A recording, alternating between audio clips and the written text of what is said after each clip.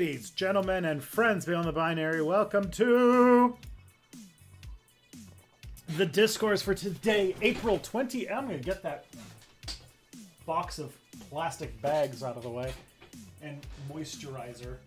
Wow, I'm such a professional. Hi, I'm Tristan Johnson, your host today for the Discourse, a thing that you apparently like. My name is Tristan. I'm the co-host of It's Probably Not Aliens, which can be found at propsnotaliens.com, or Step Back at stepbackhistory.com, which is a YouTube channel that makes content that you are watching now, actually. I stream on Fridays at noon, time permitting, of course.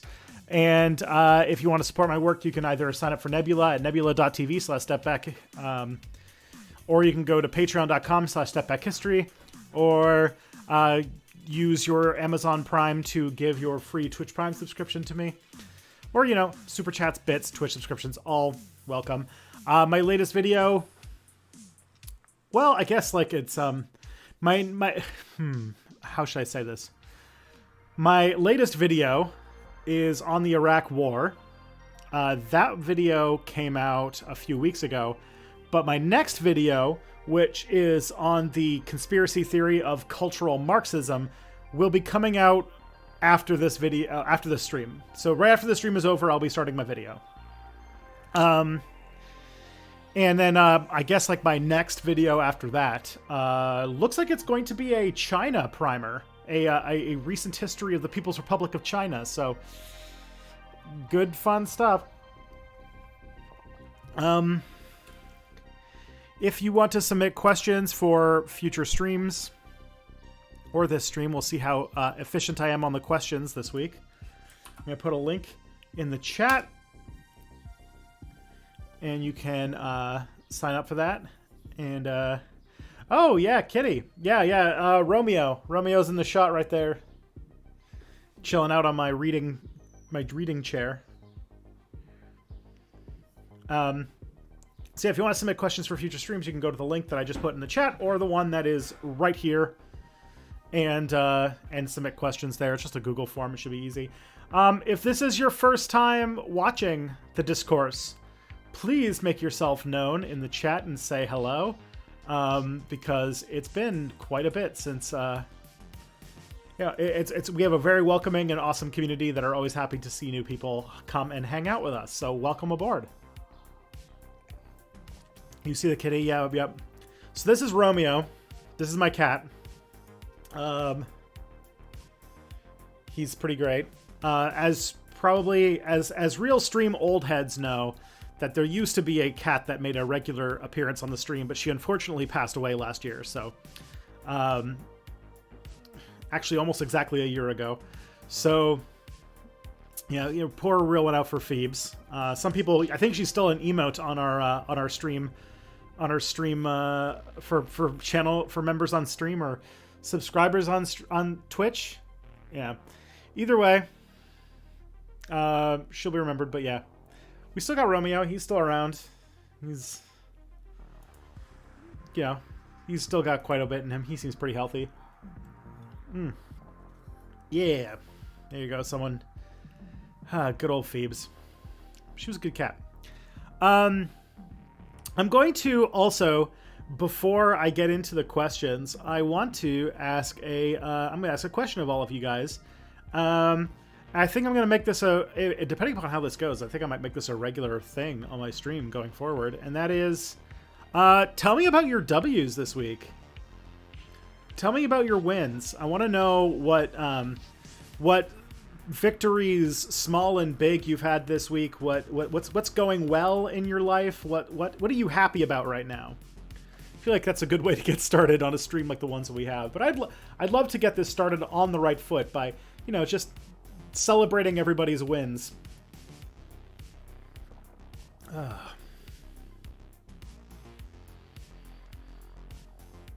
mean, I guess I can start. I'm pretty happy with this next video. I think it sounds pretty good. I'm excited to see what that is. I'm excited to see how people like it. And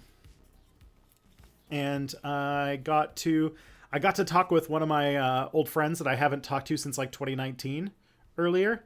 And I get to talk to another friend that I haven't talked to in a while after the stream is over too. So overall, I'm reconnecting with some people.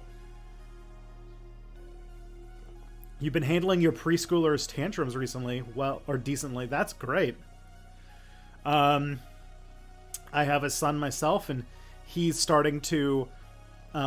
He's in that. He's not a preschooler. He is in that transition phase between being a baby and being a toddler, and he's starting to have some tantrum-like behavior.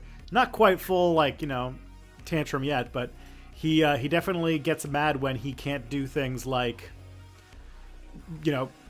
eat the cat's food or something like that. But yeah, he's doing all right though.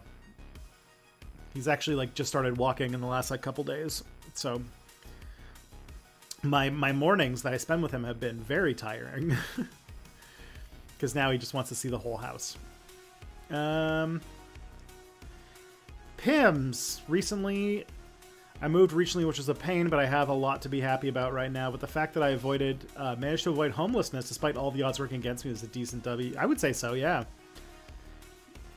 Pretty great.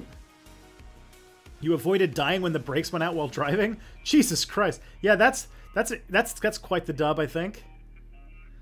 One of your best friends just got divorced from her abusive husband on Monday. Oh my. Well, give my best to Mrs. Crowder, Hank. No, that was a bad joke, but Nick, genuinely, that is that can be a very liberating thing, and I'm glad that your friend is out of a dark place, and hopefully the first step towards building a much better life for herself. Baby step back, taking baby steps. Yep.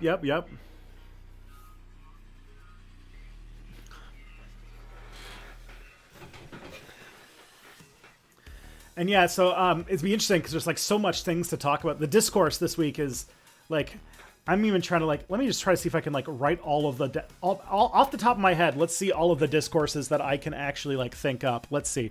We've got Tucker Carlson started off the week by getting fired, along with Don Lemon got fired. Then Biden announced his presidential campaign. Sky Blue became a big thing. This is Jack Dorsey's sequel to Twitter that a lot of people got really big into. Then Steven Crowder got divorced. And it turned out that he's just like a huge piece of shit, which we all kind of knew already anyway. I'm trying to think about all the other things that happened, but that's several discourses all in one.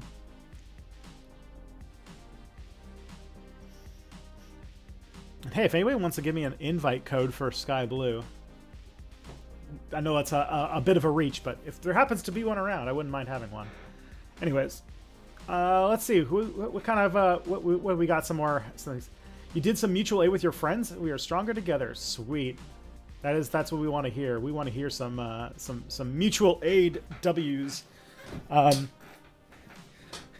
right after this, I'm going to after I have the meeting with my friend and release the video, I'm going to finish editing Positive Leftist News. And I'm happy to say that Positive Leftist News is it's less work this week than it usually is because of some just because of the way that the footage shook out in a way. So I'm like very happy that I'm like, hey, Harry Belafonte died. Oh yeah, didn't what's his name? Freaking Jerry Springer died.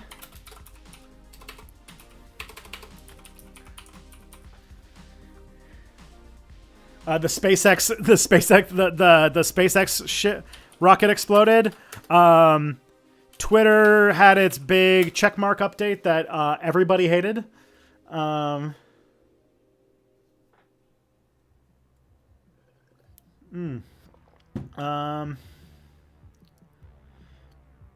yeah, freaking the state legislature silencing its first trans rep. I remember that. Because I remember the Montana election in my trans history video a few months ago. And also Sudan. Are you referring to the story about how somebody used the verification system, the Twitter Blue system, to impersonate a Sudanese general who had died or something like that? Oh, man. Grandma also died. That's very tragic to hear, Paul. I'm sorry. I have lost all of my grandparents at this point, and it's never easy. Ugh.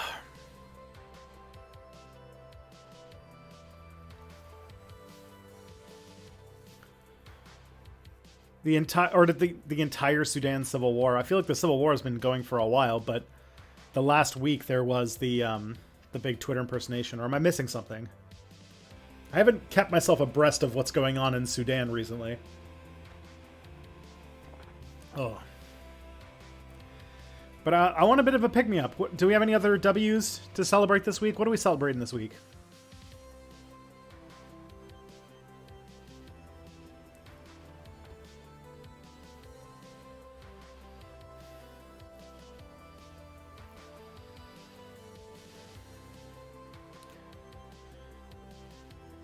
Has Canada been involved in any part of extracting Canadians from Sudan? Possibly. I have no idea.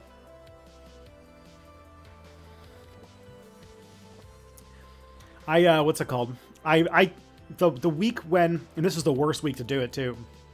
The week when I am editing a video, I completely check out of what's going on in the outside world, and I completely hunker down and just focus on getting the video done. And then this was the week where like everything fucking happened. So you applied for a new job, Tarb. That's awesome. Best of luck. Hope you get something good.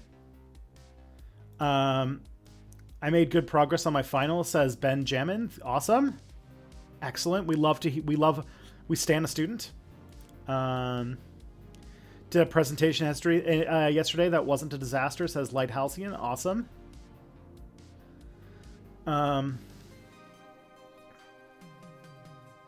Let's see.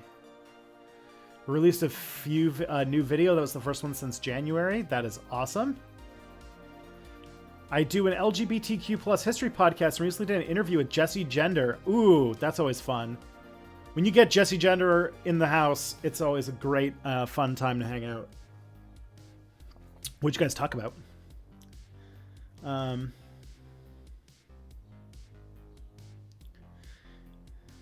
You don't know how you people do it? I don't know. Really, if you think about it, we don't actually need to be that outgoing because most of our internet content people don't have to present to an audience. I present to a little black rectangle that lives on top of my computer. So, I don't have to, it's a DSLR that I have jury-rigged to my computer to act like a webcam. But yeah, like, you know, I do it in my office and I don't have to see anybody. My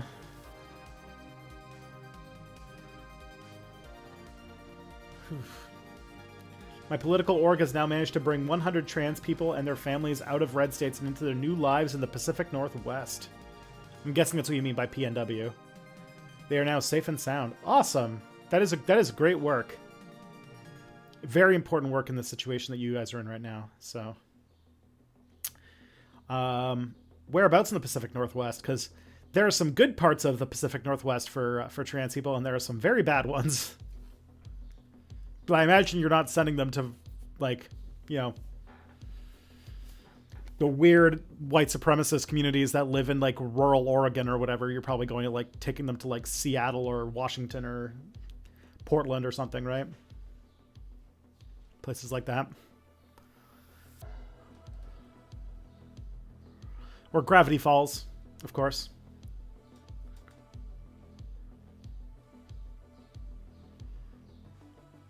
I just assumed that everybody in Gravity Falls was trans unless they said otherwise. All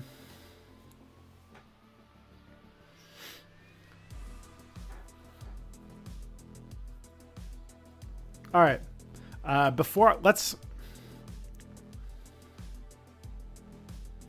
Portland is even dangerous and white powered up. Well, that's not what Portlandia has taught me, but yeah, I know that Portland's got some problems with that. The whole Pacific Northwest has this very strange dichotomy of like extremely progressive and like the most hardcore right wingers, because of this weird project that a bunch of white supremacists did in like the 70s and 80s to move to the Pacific Northwest to build a whites only nation state or whatever. Oh man.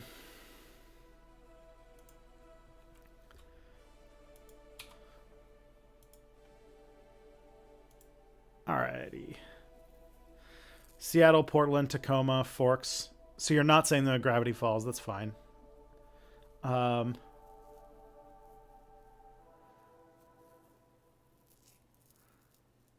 Okay.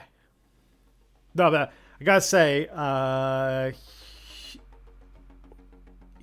Mandra, that is an amazing thing you're doing, and I really appreciate it. I think that you're doing really great work, and the fact that you've helped... Oh, I think somebody wants to get out of the office. Yeah, all right, 1 second. Kitty!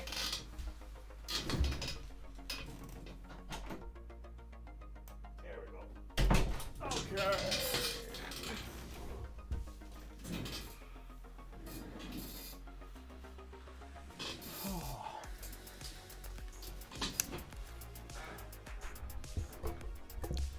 There we go.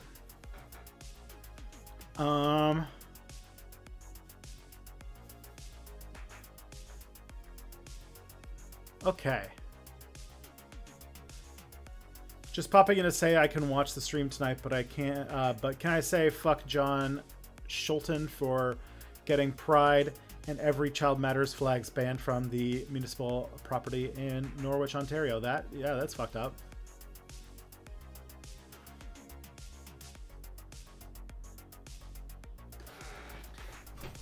Alrighty. I do have some questions, a whole lot of questions. You guys have been very prolific, so let me just get this microphone placement right so that I don't have to slouch, but I can still be heard. Can you guys hear me okay from this distance? Am I echoey or anything like that? Let me know if I sound okay from this distance, and then I will start reading questions.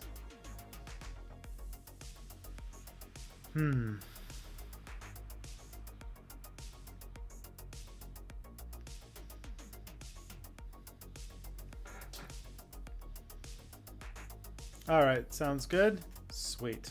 All right. All right, let's do some questions then. Let's see. First question: I've seen Canadian liberals on Twitter weave conspiracies that not only the convoy last year was basically an entire global rise to the far right, as some sort of scheme by Stephen Harper. How the fuck are so many people whose entire political personality is Harper bad? Well, I mean, let's not mince words. Like, Harper bad. Harper was a very bad prime minister and set Canadian politics on a pretty fucked up direction. But yeah, it definitely is not. This happens so often where a lot of people don't see their country in the in the international context and don't really realize that, you know, we live in a global community where ideas move all the time, and that the convoy is very much like a development of a pre-existing sort of anti-Trudeau, anti-human survival movement that then latched on to COVID-19 restrictions and became like a whole thing in and of itself, which sort of evolved out of the yellow vest movement. So I remembered because I was in Saskatchewan when the convoy happened. It drove past us. When I went to, very ironic to say in the sort of light of everything that we were talking about earlier, when I was at my last grandparents' funeral, which was in Saskatchewan, we saw that whole thing go down. Oh. So that was that. Let's see what else we can say. I have heard something that like Stephen Harper might be gearing up to run for like Premier of Alberta or something like that, which would be wild. I think he's trying to make more inroads into UCP politics, which would just be the strangest thing I could think of.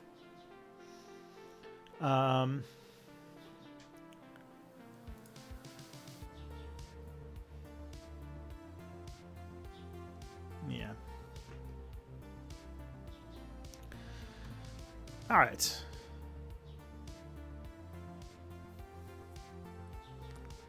It would make sense if he became the premier of Alberta, because Stephen Harper was basically just as prime minister a lobbyist for the oil industry. So to be the premier of the province, that is always the premier of the province of Alberta is always just a lobbyist for the oil industry, no matter what party they belong to. So even Rachel Notley couldn't give up the tar sands. So sort of, I don't even think you can get elected in Alberta if you're not like so pro-oil that you are willing to turn the entire planet to ash in order to maintain the tar sands.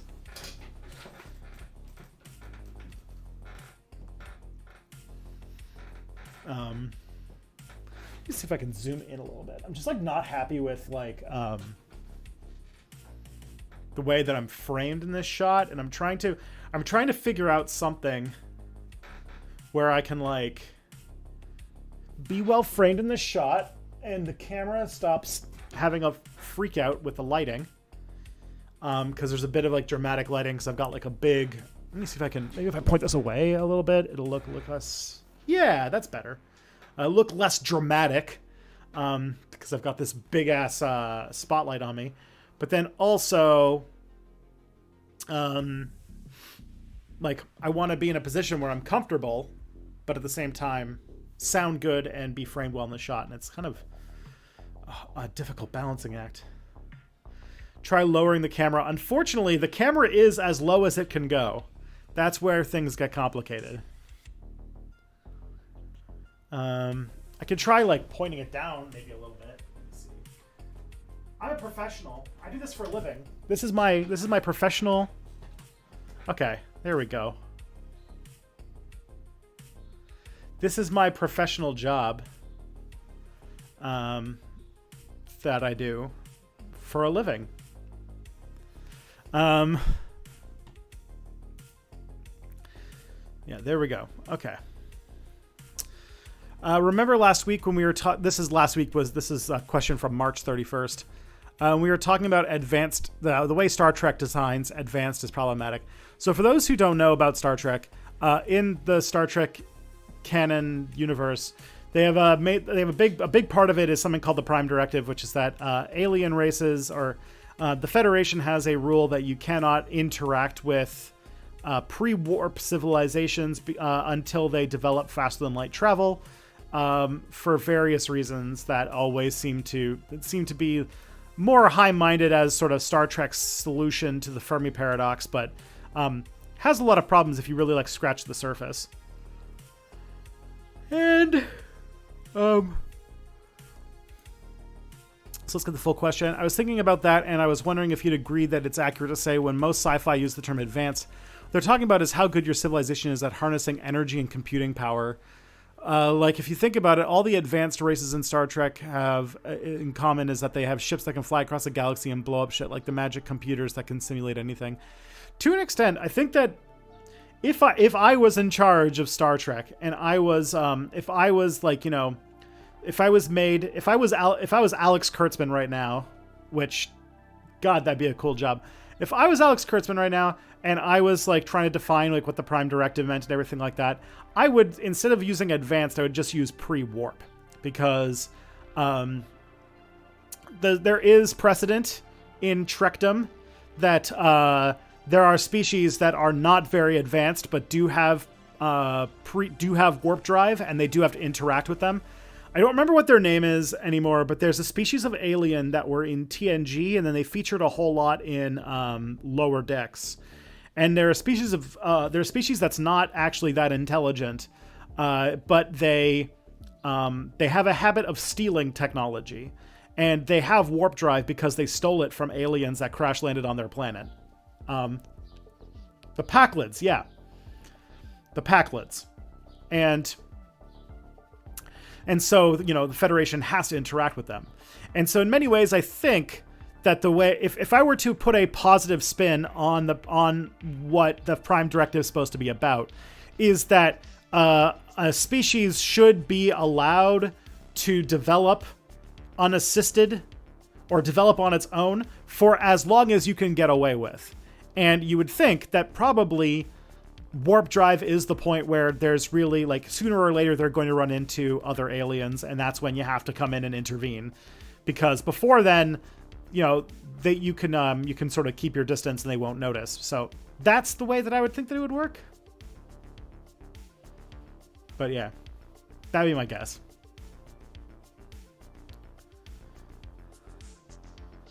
Seems a bit messed up that the Federation won't interact with less developed groups of aliens.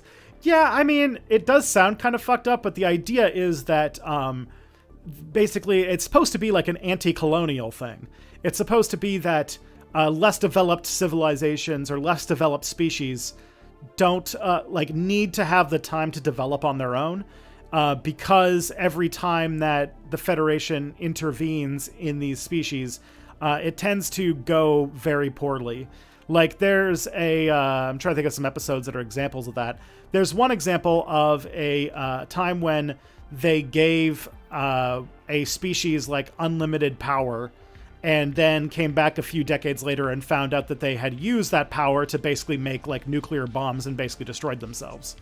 So the idea is that, like, that basically species need to have as much time on their own to develop before they can join the galactic community, so that you don't end up with, like, warp capable species that have, like, the idea is that once a species gets warp drive, that's when, like, if you follow, like, humanity's trajectory in Star Trek, that's when, like, religion disappeared. That's when, like, sort of factional and country divisions disappeared, and when, like, they sort of moved towards their more, like, post-scarcity, like utopian society.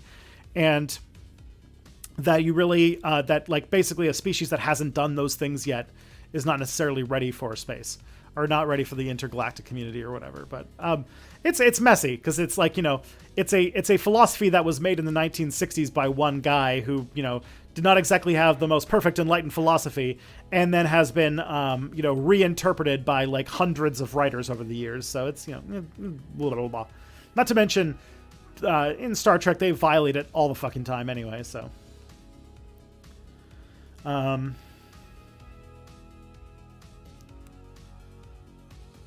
That's the main thing.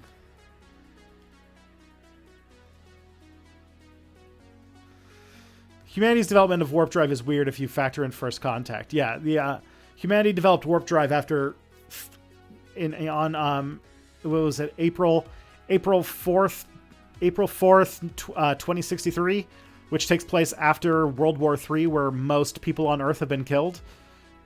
Yeah, it's wild. I don't know if what's it called? I don't know if and they kind of, in Strange New Worlds, added some more lore to that, where they basically said that, like, the election of Trump and the sort of rise of the far right implied this. They didn't say it outright, but the sort of rise of the far right was the beginning of what would lead to World War III. The reason they said that they showed, like, a species why they do the Prime Directive, and, like, or why they did what they did anyways, and they had, like, footage of the insurrection and stuff. It was a little cringe, but it was fine. I do like that we have just, like, an ongoing rolling Star Trek conversation happening at all times, because I never want to get my view count too high, I always have to make sure that, because I know everybody comes here to hear my hot political takes, because you know how I'm a big fan of having unformed, fast, and extreme political takes, but in order to make sure that I don't get too many viewers, I don't want to be too popular. I always have to have a digression about Star Trek and a digression about tabletop role-playing games every single stream, so that I lose just enough followers, You don't remember that part of Strange New Worlds? It was in season 1. Season 2 comes out in June, so it's but it is in there. I'm trying to remember what episode it was, but they were trying to. I feel like they were trying to broker some sort of deal between two races that were not like that were had some sort of intractable anger towards each other, and he used humanity's example of how they overcame their divisions or how their divisions destroyed themselves and they overcame it as sort of like a thing. I can't remember what it was, but it was a while back. Have I read the Society series? Basically Star Trek high stuff, but way more direct in its look into social political stuff. That'd be cool. Because, yeah, Star Trek a lot of keeps its social political stuff. It keeps it very vague so that people can kind of fill it in with whatever their idea of utopia is, which is perfect. What about Star Trek TTRPG? You've got it. You've got it. Perfect. I've been sitting on this for ages. I've been developing a Star Trek Fate Core campaign, and I'm just waiting for the right group to play it or to run it. So there you go. There's the connection. I've made the beginnings of a campaign called Star Trek Odyssey. I've got the Odyssey class starship with the USS Odyssey being the ship of the main show. I've got the period. I've got the area. I've got some vague ideas of what the plot might be, and I just need the players. I just need to find 4 or 5 people who are as nerdy about Star Trek as I am to be players in that.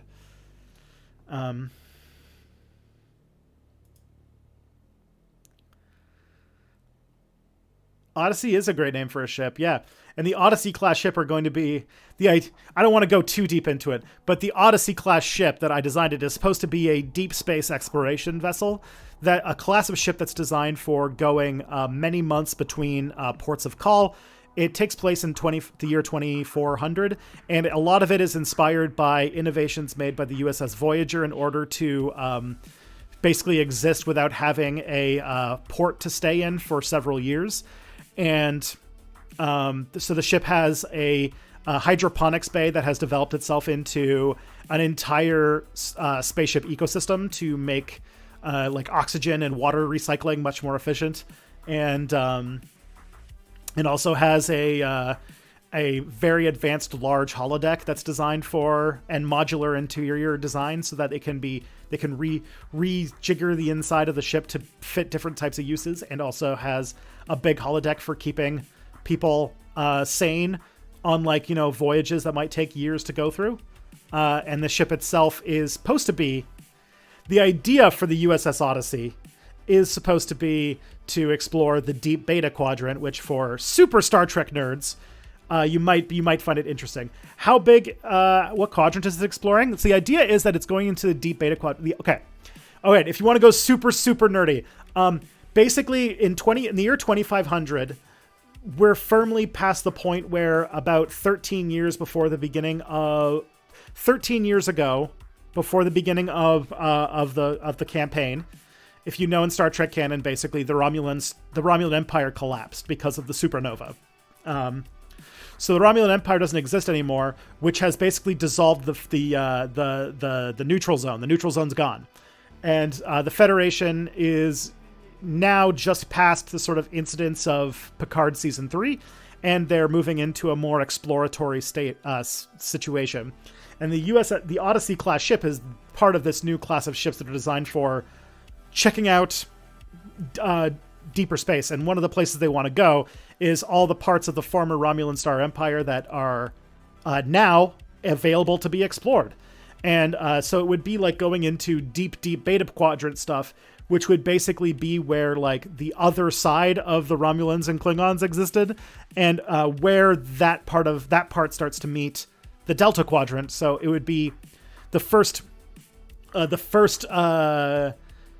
mission that I want to do is a thing that has to deal with what Klingons who don't deal with the Federation are like, because they live on worlds that are as far away from the Federation as the Klingon Empire goes, and having them dealing with the Hirogen, and also getting kind of angry that Starfleet's starting to show up in this area. So that's that's the main part of the campaign. Is that's where it starts, where there's like a big sort of cat and mouse between some Klingons and Hirogen that's going on, and this sort of part of the galaxy that hasn't really had a whole lot of canon developed about it.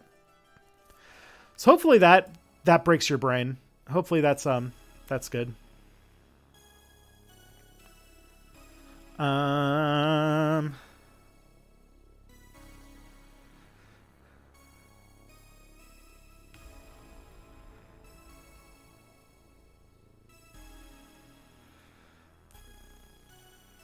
Sounds like an amazing campaign. I hope so. I hope I can find the right players for it. Because I am... Somebody asked for some more technical stuff about the ship. About size. Let's see. I wrote it down somewhere. Let me get the notes. Let me get the notes on the USS Odyssey.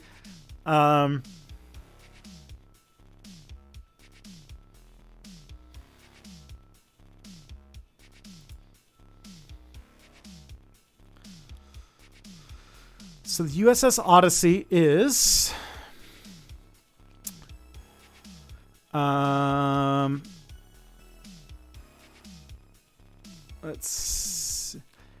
It's 725 meters long.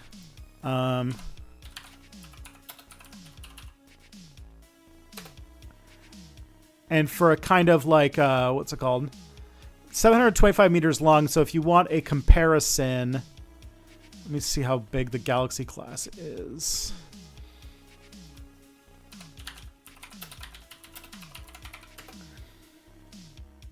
The Galaxy class is supposed to be about 641 meters long. So it's sort of between the Enterprise D and E, but it's narrower, so it doesn't have it doesn't have as much like living space as like the big old Galaxy class does. So it's narrower because it's narrower because of its like it has special Bussard collector things to make it so that it can have a much more efficient warp bubble in order to go longer between needing to refill its stocks of antimatter. I thought of everything. I'm a fucking dork, okay?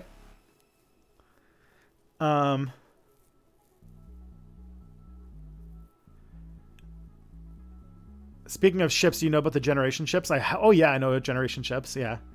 Like the one in The Expanse where the Mormons are planning on going to Alpha Centauri or whatever.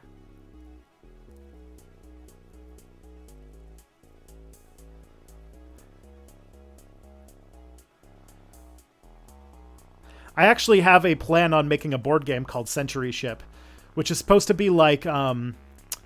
it's sort of inspired by the game... what's that game called? Fog of Love? Which is supposed to be about balancing all of the systems on a ship and also dealing with the political instability and things like that on a ship that is going over 100 years travel and has all sorts of various crises, but like you can't... There's like... Everything is finite, so there's no way to collect more resources or anything like that. I never actually made the board game, I just have some like random ideas for it, but yeah.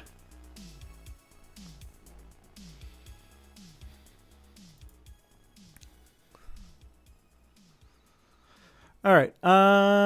This one's from Mia. So let's see. Do I have any moving horror stories? Because I'm in the process of moving right now. Oh, moving horror stories. I think you meant like moving as in like emotionally moving. I'm in the process of moving right now, and everything that could go wrong went wrong. It's not really much of a question. Do I have any moving? Oh, like do I have any horror stories about moving? Like in general. I mean, the worst thing is that I moved from Toronto to London in the middle of the pandemic, and had to deal with the fact that it was in the middle of summer and it was really hot out, and the movers, because of that, refused to wear masks, even though we were like in the depths of the mask mandate because it was 2020. It was like summer of 2020, and we just had to kind of live with that. And furthermore, they left a bunch of shit at our apartment. Like they left a freaking moving blanket in our apartment, the new apartment. And also, as everybody, probably some of you know, they left a freaking thing in my place. They lost the step back jacket.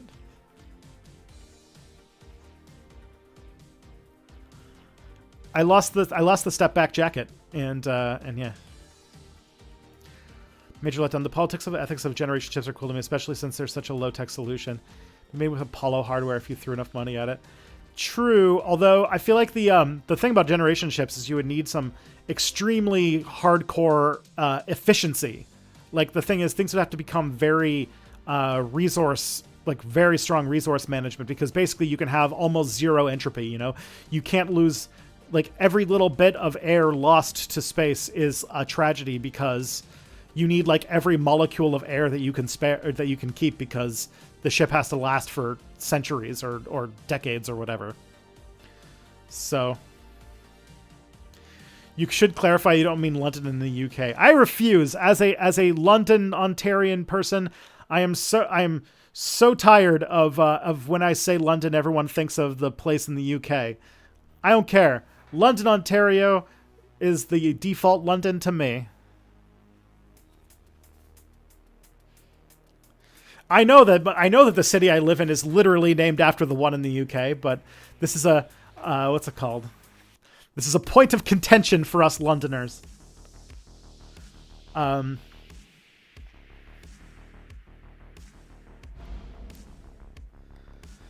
yeah, it was a nightmare. I would also say that very unfun was moving from London to Toronto, which I did in 2017. Because when I did that, we were moving from a house to an apartment, and we had to throw away like half of our things. Our living room had 2 couches, and we had to throw out one of our couches, and we couldn't we couldn't put it in storage or anything. Like, there was nowhere for it to go, so we just had to like put it out on the curb and have somebody take it. It was awful.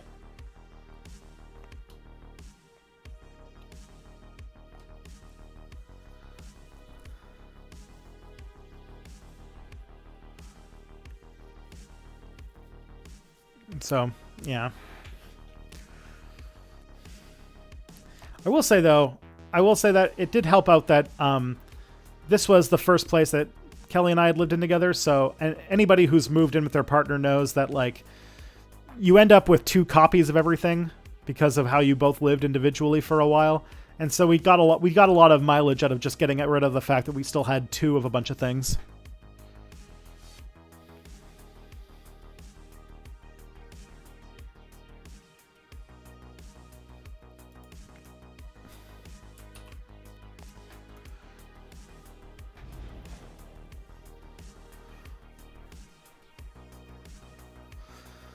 Alrighty.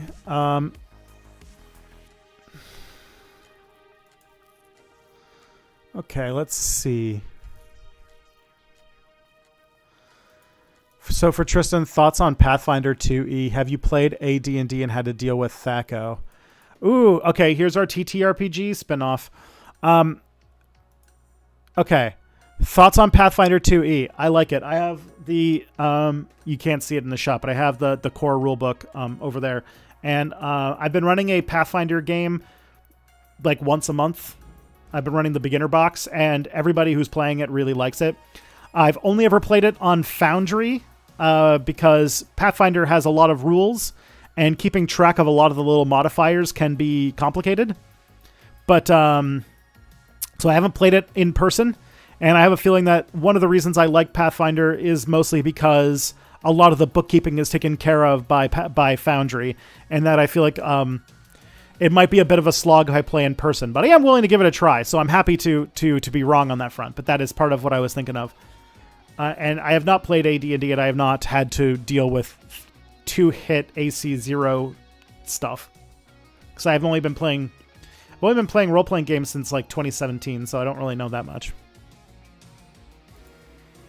There we go. But yeah, Pathfinder is really fun. And I'm excited because to get rid of all their OGL stuff, they're doing a major revision of a bunch of stuff for Pathfinder coming out, I think, like this fall and like next spring. And I'm looking forward to buying all those books when they come out.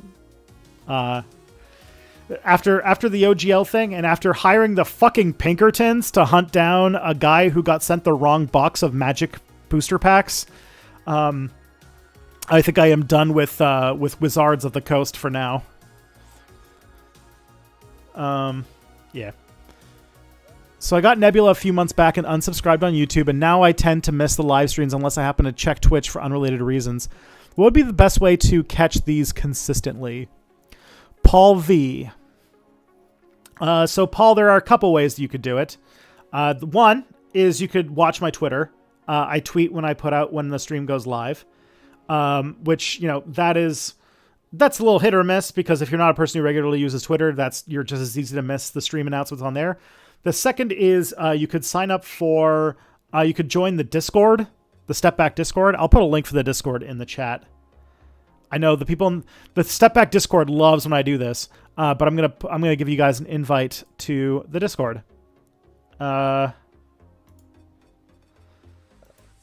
So I'll give you guys a link. This is a link to join the Step Back Discord server. And if you join up on there in the Step Back video announcements section, it doesn't announce when I go live. It announces when the VOD goes out. So maybe that's less good. But the other thing too is you can, if you want to watch it on Twitch and you have the Twitch app on your phone, you can follow the channel, and I think you can get a notification when the stream goes live. The other is that you can you could, I'm not sure how you would do it on YouTube. The last way that you could do it is just to remember that I stream on Fridays at noon, unless I cancel it. That's the only streaming I do. I used to stream more, but I need the time to be a parent and to make content. So this is the only time I can actually give to keeping the live streaming alive. So if you could remember that would also be a way to do it. And also, thank you for signing up for nebula.tv/stepback. I really love it when people sign up for nebula.tv/stepback. It gives me the warm fuzzies inside to know that people enjoy nebula.tv/stepback, where for a very reasonable price, they get access to early content with no ads, and the money per watch time on that is much higher than on YouTube.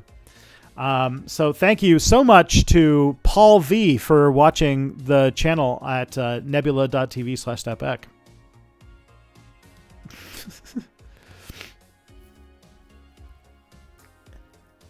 For me, you stream at 9 a.m. because of time zones. Oh yeah, you're in the Pacific Northwest, obviously. The only exception to this time is when you have that 2 weeks when North America switches daylight savings time earlier than Europe. Yeah, that is true. I always have to deal with that with Mia too. It's always every single year with Mia, or twice a year with Mia, whenever we do the time zone change or the daylight savings thing. We always have 2 weeks where we're like, oh, what time is it at again? Oh gosh. I just wish Nebula would notify me of my followed creators uploading content so I can watch it. I think you can. I have it on the app. I sometimes get notifications when certain creators release stuff.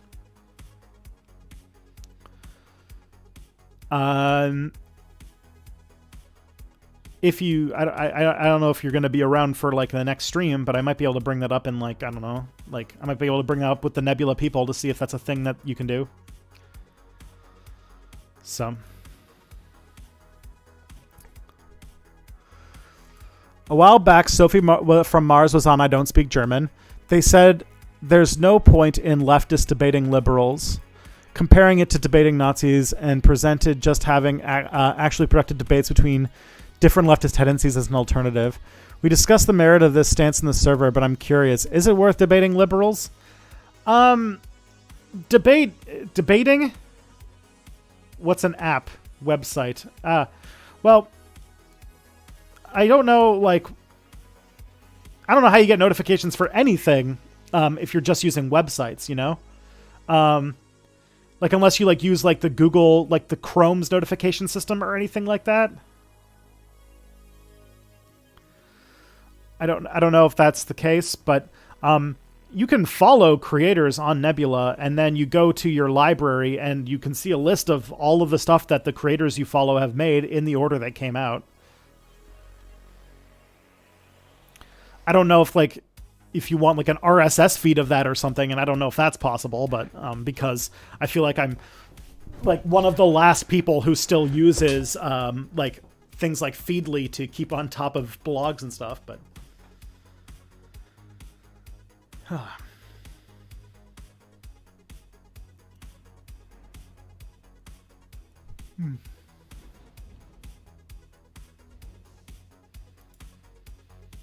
But on the question of debating liberals, good question on that. So debate. I've been thinking a lot about debate because I'm working on a video sort of on the back burner in slow motion called The Evil Genius of... there are dozens of us! But I back on track, sorry. That I'm doing a video called The Evil Genius of Ben Shapiro. And part of the research is delving into a big discussion about whether or not debate is actually useful. And there's differing thoughts on whether it works. I had a pretty solid idea of whether or not it worked until I got to this article I read that was about creationists. But it has some points that's like, when you're debating on a public platform, you're not trying to make the point to them, or even to your opponent, or even the people who come to see your opponent. Those are people who have all of their emotional stakes in doubling down and supporting their position. But where you might get is the sliver of, to the people who come to support you, you get assurances, you get ways to argue different things. And you also, to the undecideds out there, you can have an impact. And to the people who are, doubling down on that, if their approach is not from emotional reasons, you might also be able to sow seeds of doubt in their positions. Whether or not that is worth the price of dealing with openly hostile debaters and people who essentially just use the power of institutional violence in order to justify their hierarchical belief structure, that's a different thing. In many ways, I do think that a lot of liberal political positions don't come from a place of like reasoned logic, and they come from a place of a desire to justify their place in an economic hierarchy. Whether that makes like things very useful is complex, I guess. What I would say is that I don't know if debates are worth having. Especially now that they've turned into such a shitfest with like people who treat debates like they're WWE wrestling. That is useless. That is actively useless. Like whatever Vosh and what's it called? I'm trying to think of who else does these, like Destiny and all them. What they're doing is completely a waste of time. It's just fucking political sophistry by people who have done like no reading about the topics that they're actually talking about. They're just people making shit off the top of their head. But talking to people, I feel like it's actually very, it's much more persuasive. If you like read anybody who's like come out of radical movements or who have had massive changes in their like worldviews, it almost never comes from like being owned with facts and logic on a stream. It comes by like a slow personal revelation that's built by like many conversations that they've had one-on-one with people. And so if like by debating liberals, you mean like talking to liberal friends of yours or people in your life who identify as liberals and discussing the ideas, and then not trying to preach them, but just like let them sort of stew on the points you make out. Sure. That's still useful. That's the only way that we actually change hearts and minds, really. But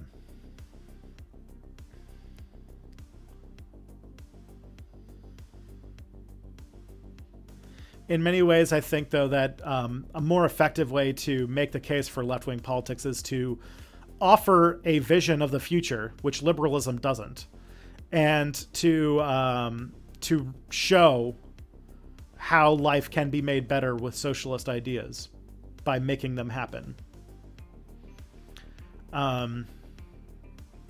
And or if you need major change before you can have those ideas come to fruition, about making a good narrative, because a lot of socialists come from their positions that are very academic, and really we need to be better storytellers.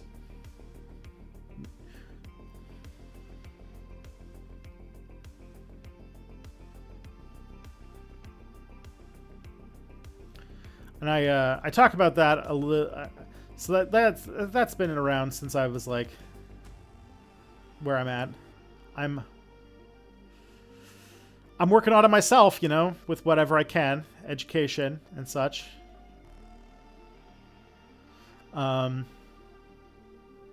I'm hopefully this video on Ben Shapiro will work out. It's sort of going to be I'm trying to imagine in my head a section on this video about what's called pigeon chess, which is that there's a lot of times where you debate with people like a Ben Shapiro, where the left and like even liberals don't really understand that conservatives don't argue. Like, to them, debate does not mean about like debating ideas or about things. It's about because conservatives don't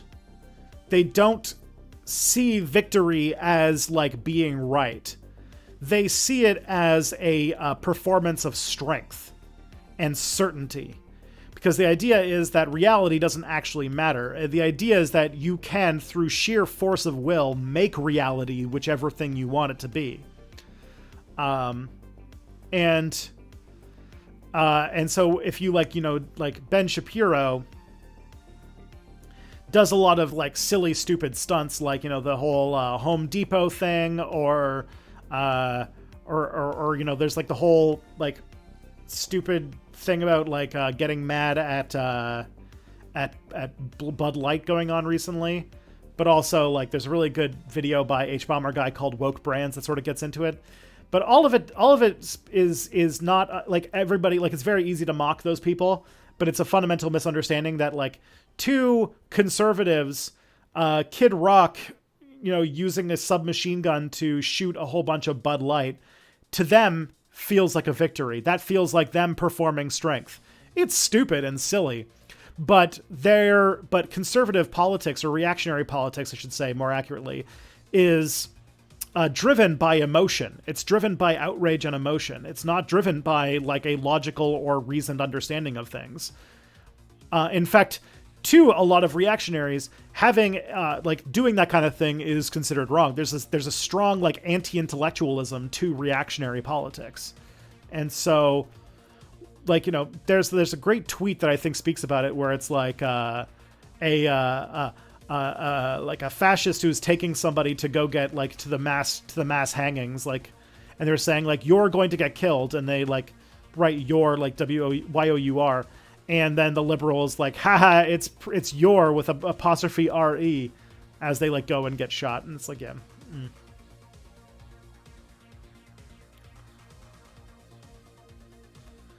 This is a thing that like really needs to be addressed, because there's it's the reason why so many, like, I feel like a lot of reason why a lot of why conservatives are so successful, and the sort of why reactionary stuff works is because while we, like, you know, mock Ben Shapiro and say that he's being silly by doing he's being silly by doing a lot of the things that he does, but then like, and say, but then like trying to extend that to say that he's dumb, while he's using these like publicity stunts to build a media empire that is the most popular network of websites on Facebook, and is influential to millions and millions of Americans, and funneling millions of dollars through his organization.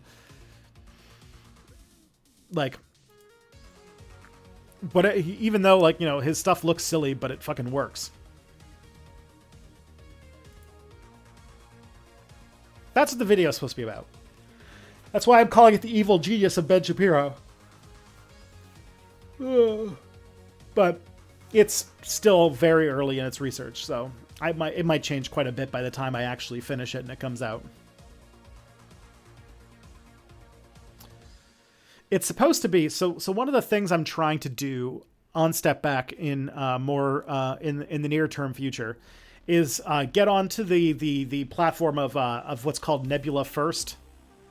I don't know if you guys have seen this in a few other creators who are also on Nebula, but basically trying to sweeten the deal for Nebula subscribers by getting one video ahead, so that when I release a video on YouTube, if you sign up for Nebula, you can then see the next video right away. And so, yeah, that's what I'm trying to get set up. And so the way that I'm doing it, because every video takes like almost an entire month to make, is that I've just been working on this Ben Shapiro video, like, you know, here and there whenever the time allows. And when it's done, then I will be able to make the switcheroo, you know?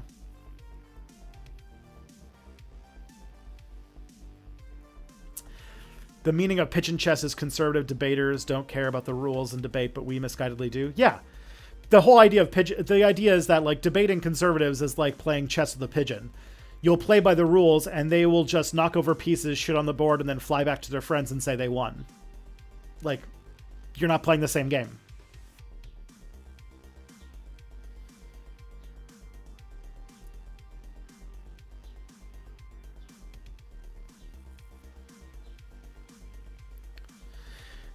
The being ahead on Nebula thing is really only a one-off advantage. Sure, but it also means that you consistently get to see videos a month before they come out on YouTube. So, and you know, once you get the conversion, then there's a lot of other, you know, there's lots of great content on Nebula that you'll like, that you'll also enjoy, and you will find it is worth the fairly reasonable price for it, I would argue.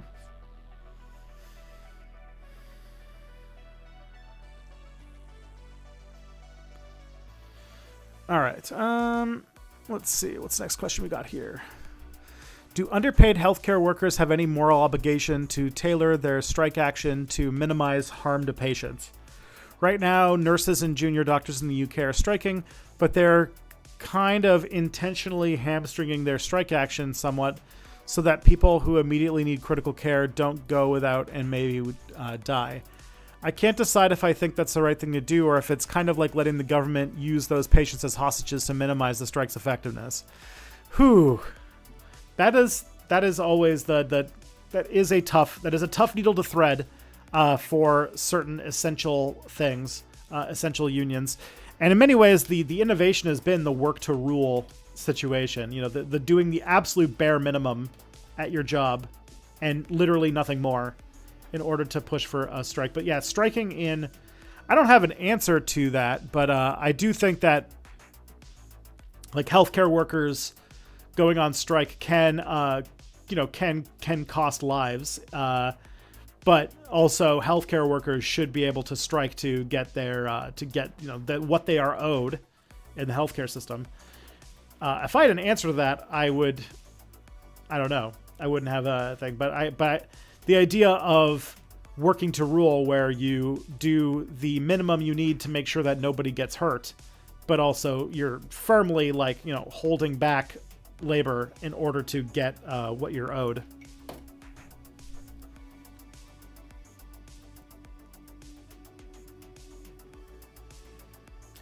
I want to make a wiki page on non-government tax for things like Wikipedia patrons and NGOs. Yeah.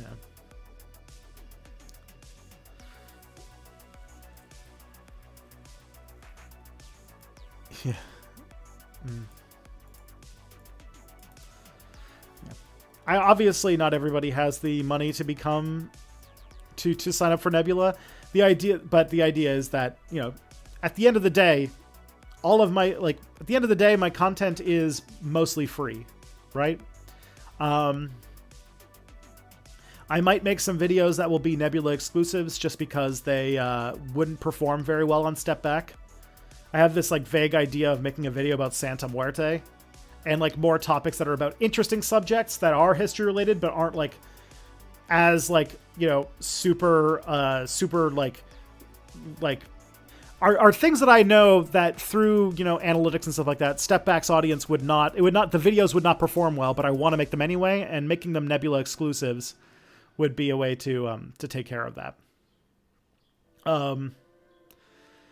I do plan on doing that at some point as like my desires to go for it. But I still, step back content will still be at least like, mostly like almost like there will always be free step back content coming out on a regular basis. I feel like that is easy enough to promise.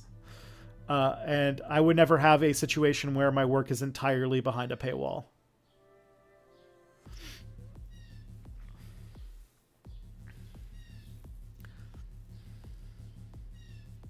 It's a tough needle to thread because I also like paying my bills and living in a house and having and paying for daycare and stuff like that. So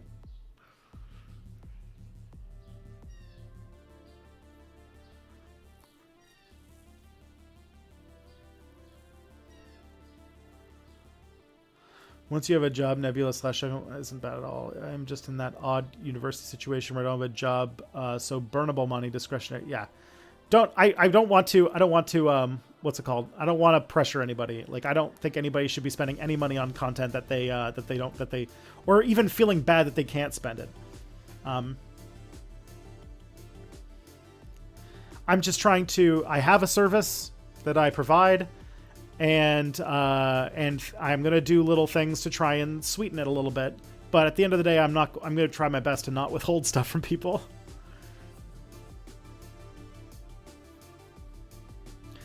And the Nebula people did say that I can anything that I put on, at least I think, any like bonus content that I make related to my videos that go up on YouTube can also go out for patrons. So.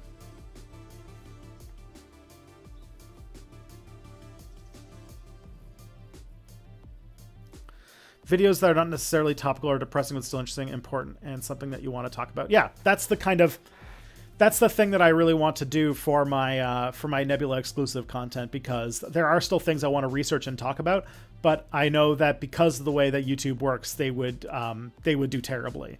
So I might as well make them on Nebula and have them be like sort of a way to say, hey, if you really like step back content and you want more of it, there's like entire step back videos that aren't public, and you can go and watch them, and they're very different. And hopefully that's not too restrictive, I don't feel like I'm shirking people too much.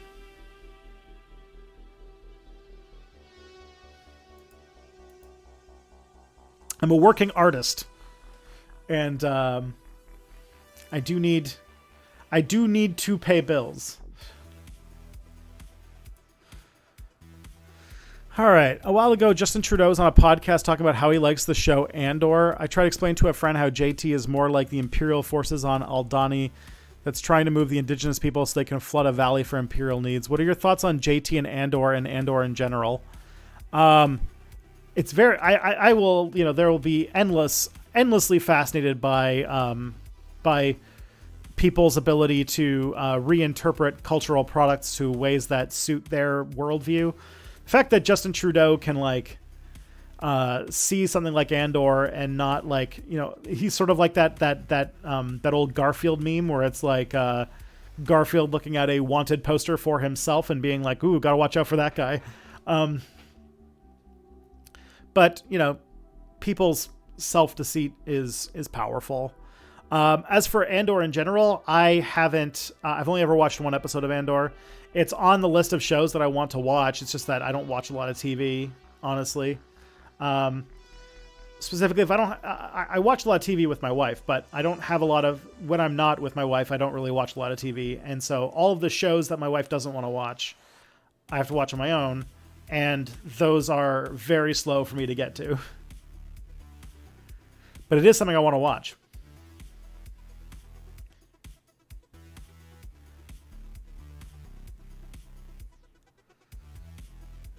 It's like when I think about how Ted Cruz apparently is a big Star Trek fan. Don't know how he does that.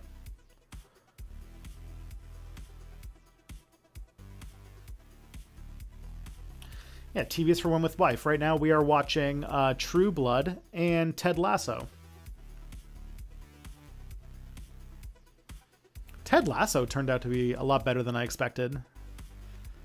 Never been that interested in sports stories before, so...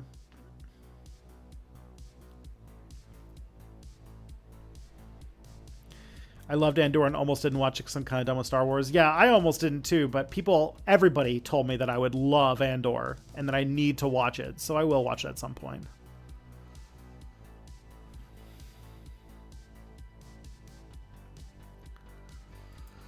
What country has the better coffee chain? Canada with Tim Hortons or the US with Dunkin' Donuts?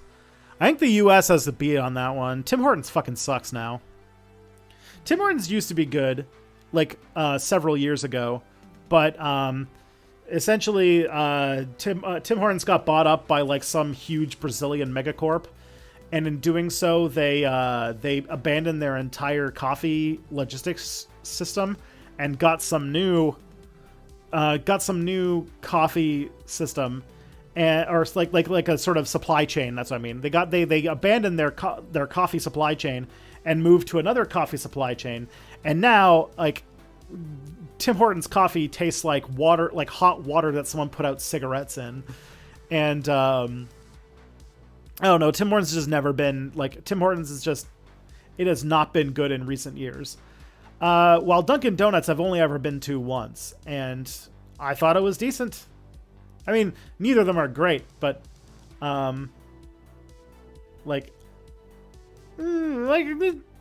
Donuts it's definitely more drinkable, their coffee than Tim Hortons, I will say. But that is basing it on the fact that I've only ever been to Dunkin' Donuts once in my life. So, and it was very funny. The guy was very patient with me, but he looked at me like I had two heads when I didn't know what I wanted because I said I had never been to a Dunkin' Donuts before. He was like, "What? You can do that?"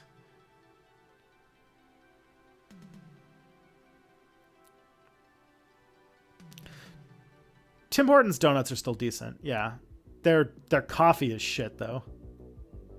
The thing, though, is that Tim Hortons' coffee, the old supply chain for Tim Hortons, that was really good. After Tim Hortons abandoned it, McDonald's bought it. And so if you want the good Tim Hortons coffee in Canada, the secret pro tip is to go get your coffee at McDonald's. And McDonald's coffee, like, for all of the evil shit that McDonald's does, and the more that, like, I just kind of just do not like being even in the vicinity of a McDonald's, their coffee is great.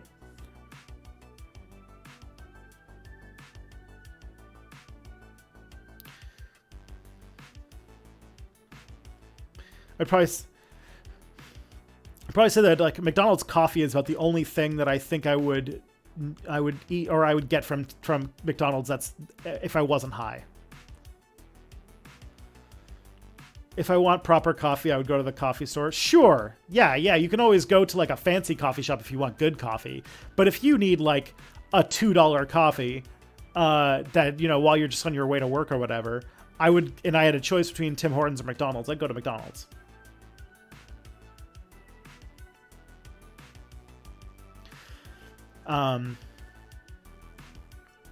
Or Starbucks, but Starbucks is a little pricier, obviously.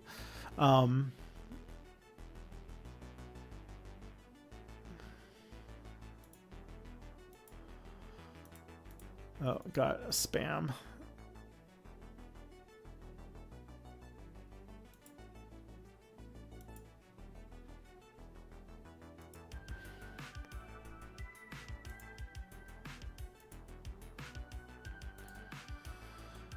Alrighty.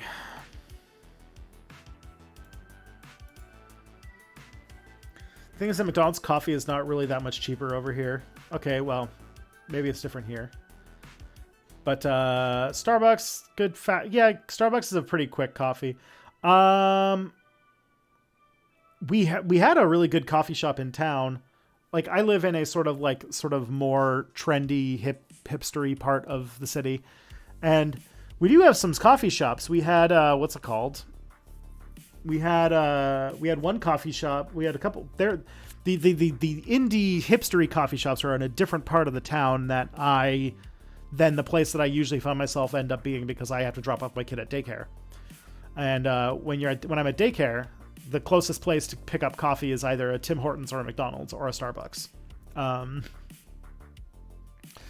But if I was just going to go out for coffee, like if I wanted to spend a half an hour going to get coffee, I would go to the more indie ones. We had two of them. One of them actually burned down like a couple weeks ago. So, but they say they're going to rebuild. So, yeah.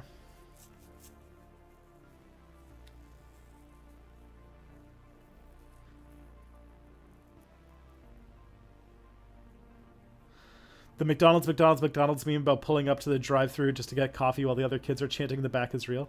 Maybe. I don't know. I don't have a car, and my kid is 15 months old, and he doesn't know what McDonald's is yet. He's never been to one, so can't really say at the moment. My kid knows like 4 words. Like he's not, and McDonald's is not one of them, and he's never eaten McDonald's yet.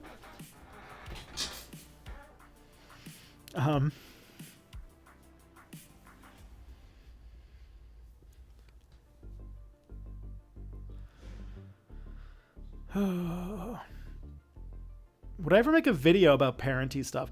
I was actually just like very recently I was on this podcast called Left Trek last week, and before the podcast started, I ended up having like a really long and interesting conversation with a fellow dad who is also a leftist, and it got me thinking that like there's not a lot of like I don't have that many parents in my audience, so you guys will have to sort of forgive me for digressing here. But there's not like a lot of parenting stuff is very driven by like either it's either very like women's space dominated, which means that it's like there's not a lot of like stuff for dads to consume, because it's just assumed that dads just don't do like co-parenting, it seems, which is, you know, very dispiriting for someone like me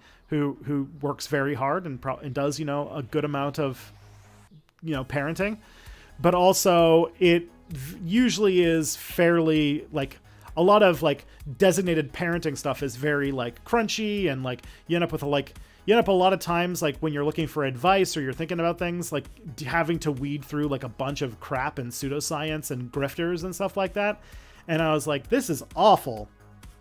I wish there was something that I could use, and so it would be interesting. I was like, is there a podcast there about socialist parents and how to do that? But who knows?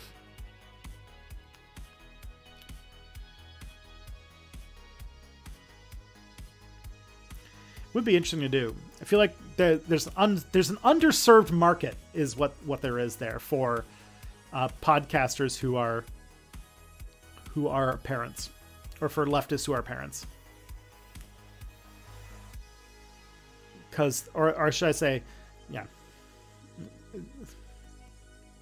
I have nowhere close to the room to throw another fucking project into my life, but I just saw that and I was like, interesting. It's an idea that is in my I have a little folder called my Spark Notes, which are random ideas for things that I want to do that I just don't have time for. And if I ever do, you know, have time to do something besides making YouTube videos, then I will, you know, maybe pick it up. Like maybe when my son's a little bit older and I can actually like, you know, I actually can work, or maybe even when my son isn't, you know, sent home sick from daycare like 30% of the days that we're paying for, then maybe we can go for it.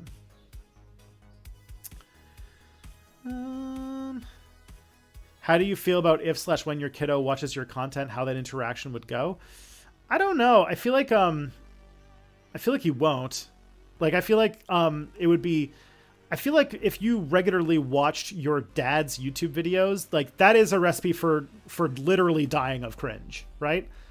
Like, I feel like my son knowing that I'm a YouTuber, well, I mean, it's my job, right? So he'll know my entire life that that's what I'm doing, but I have zero expectations that he will ever watch them.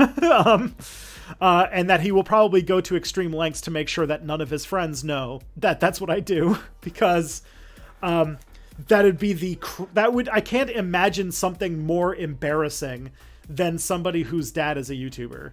Like that is the cringiest thing that a human being could be. I have like the world's cringiest job, and so I'm going to be a constant embarrassment to my son. I know this. I listen to a progressive fathering podcast called Dear Old Dads, but the guys who make it are more like progressive libs. Interesting. A lot of people I know from organizing are parents, but online I don't see many leftists talking about it. Yeah. Yeah, there's a lot of like, I have a lot of like socialist parents that I know from like, local politics and stuff like that, but nothing online. And oftentimes, like in a lot of like parenting advice things, you have a lot of like promotion of like really dangerous stuff. Like any parenting group that you try to find to get because like a lot of time parenting can be a very isolating activity, especially in our kind of day and age, because not a lot of people have parents. Like we don't have our parents. Like none of like I have barely any friends who have.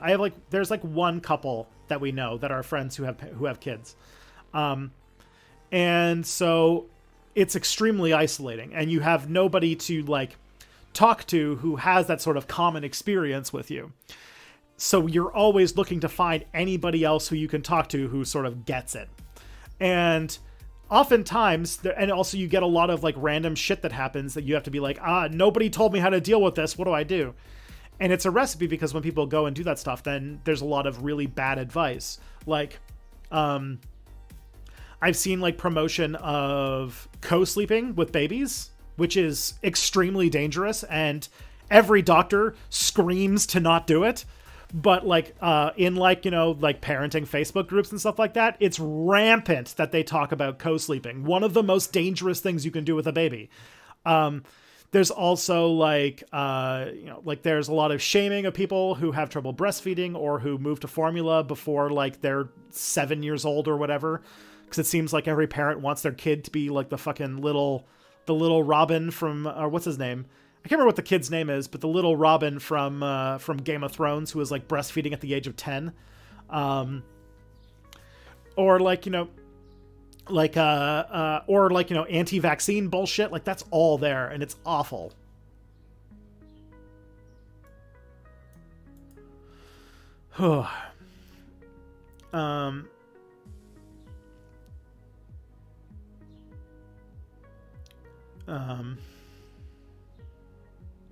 When I was a teacher, we had a new teacher join who used to be a YouTuber. The kids found the channel before the end of the day. Oh, it's going to happen. It's definitely going to happen. And I feel like it's going to be very bad for my son. He's going to be very embarrassed when his friends find out that his dad is a YouTuber. It will be the most cringy shit imaginable. How do you balance leftism versus the sketchy shit / power dynamics? Granted, personal question, so don't answer you're uncomfortable about it. What do you mean by sketchy shit / power dynamics? You mean like this whole like thing about like the authority that comes with being a parent? Like, I try to see myself more as a teacher than an authority figure with him. At the moment, I haven't had to have a lot of these things because he can't speak at the moment. And so a lot of my like authoritarian parenting stuff that I've had to do right now is stopping him from like falling down the stairs, But I am definitely trying to hope that I will allow for more decision making on his part, and we'll have more conversations that but who knows at this point. I'm not at that point as a parent yet, though, obviously. My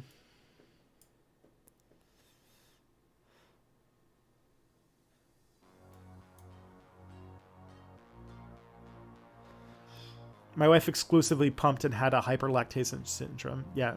My wife also exclusively pumped, and probably because we don't know for sure yet, but my son might have a tongue tie or something. And so he had trouble with, this is getting way too personal, but he had trouble with breastfeeding. And so we had to do exclusive pumping. And yeah, that was like, so much bullshit around that.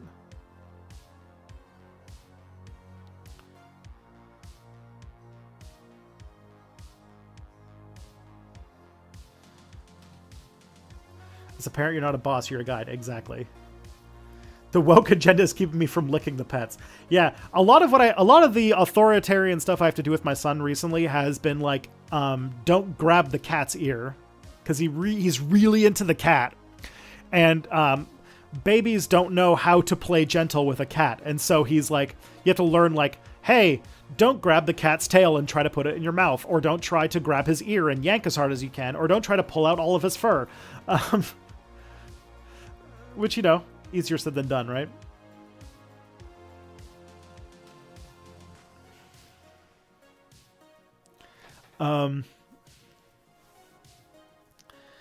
Control that means you're. I don't think seeing yourself as a guide rather than a boss necessarily eliminates that power dynamic.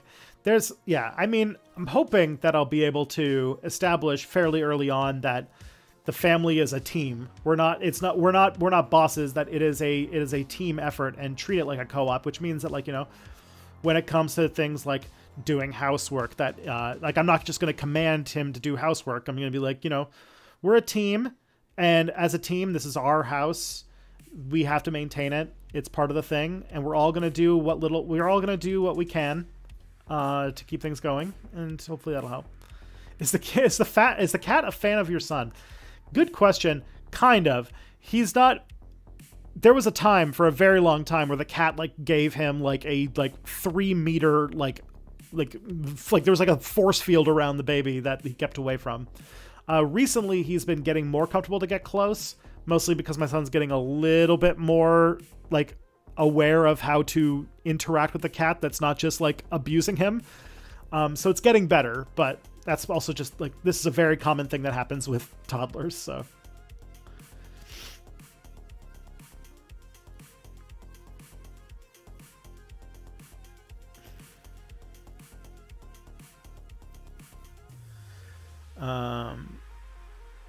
bam. Let's see.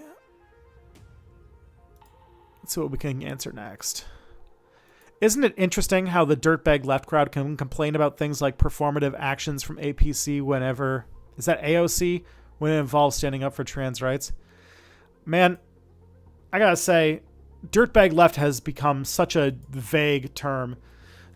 It's weird, because dirtbag left was a term that was invented to attack Trap House, but it now seems to reference a bunch of system of beliefs that nobody on Trap House actually believes. Now when I think of dirtbag left, I think of people like Jessie Single or what's her name? The Brunigs or the Red Scare people or or Caleb Maupin, but who basically are just reactionaries who believe in healthcare. But I don't know.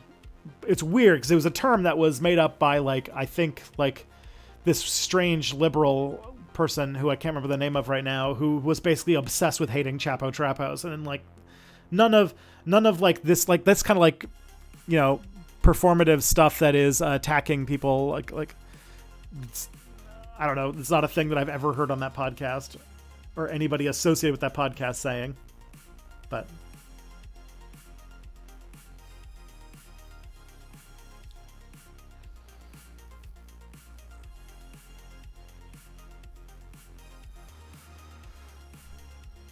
I remember what that woman's name was. There was a woman who posted a multiple 100 tweet long thread about how much she hated Chapo Trap House, and it was just really unhinged. It was really weird.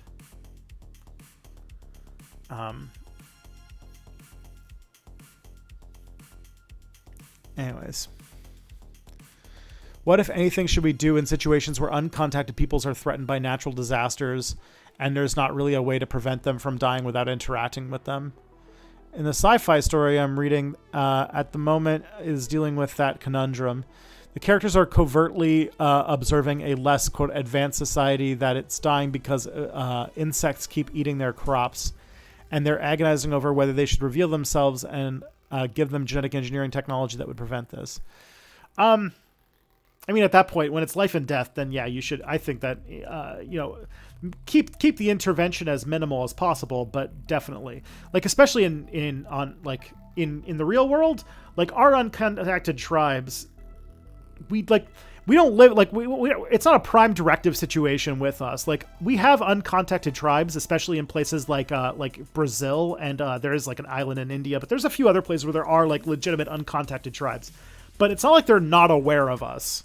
Like they know we exist. Like in Brazil, a lot of uncontacted tribes have had to deal with the fact that like deforestation is making them have to move, and like they see like airplanes and stuff like that, so they know that we exist. It's just that like, you know, we just don't interact with them as a rule. But if there was like a disaster that we needed to intervene with, then yeah, I feel like that's a humanitarian requirement, right?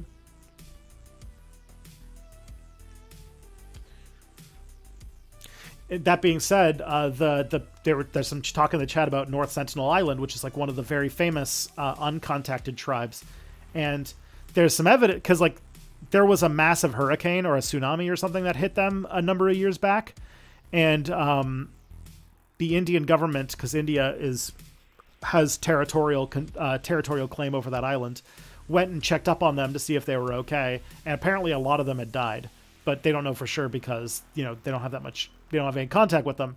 But you know, God, that's complicated. Whew.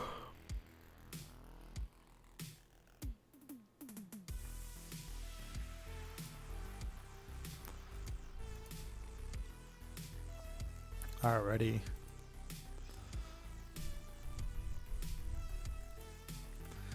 As someone who's seen a lot of 90s sci-fi shows, but also basically no movies, have you seen Mystery Science Theater 3000? I've actually never watched MST3K. I know it's a big deal and everyone really likes it, but I've never watched it myself. Okay, this might be a little bit spicy, but I'm not like the biggest fan of like so bad it's good type cinema. Like I've never really been a big fan of, like, with the exception of maybe The Room, which is like an exception in of itself, but like I've never really liked like watching corny movies and like making fun of it. It's never been like a way of watching movies that I've enjoyed. So MST3K never really reached out to me as something that I'm like super excited about watching.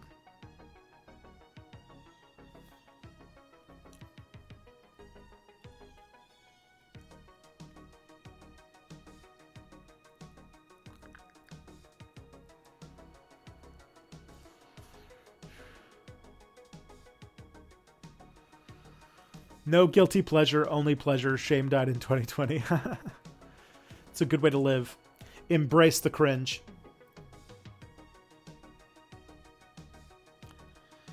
From just a political lens, how do I feel about our Stargate SG-1 and whatnot? I love that. I actually never watched Stargate SG-1. I should. But, yeah. Is bringing back the D too much fan service? I mean, it's a lot of fan service, but so this is a spoiler alert for Star Trek Picard. So plug your ears and go la la la la la if you really don't want to be spoiled. But the Enterprise D comes back a little bit, and it turns out that it's been, like, you know, reclaimed and restored. But you know, it's the finale of a TV show. Like, it's like the big finale of an entire 3-season TV show. I'm okay with them bringing out all the big things to make you feel all warm and fuzzy inside at the end, because that's really what the end of Picard was about, right? It was sort of giving TNG its big ending that it didn't really get because of how bad Nemesis did. And so I was okay with it. I wouldn't be, if the whole show was that, I would have been pissed off, but they decided to do like it shows, it's there in like one episode, and I'm okay with that. I am cringe and I am free. Yeah.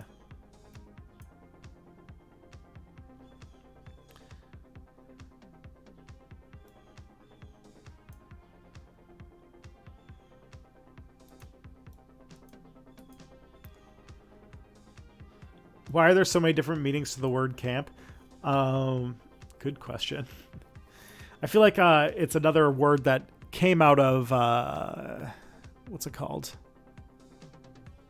came out of like drag culture, didn't it? And then it's now sort of developed into a bunch of different, interpreted in a bunch of different ways in different sort of areas of style and everything.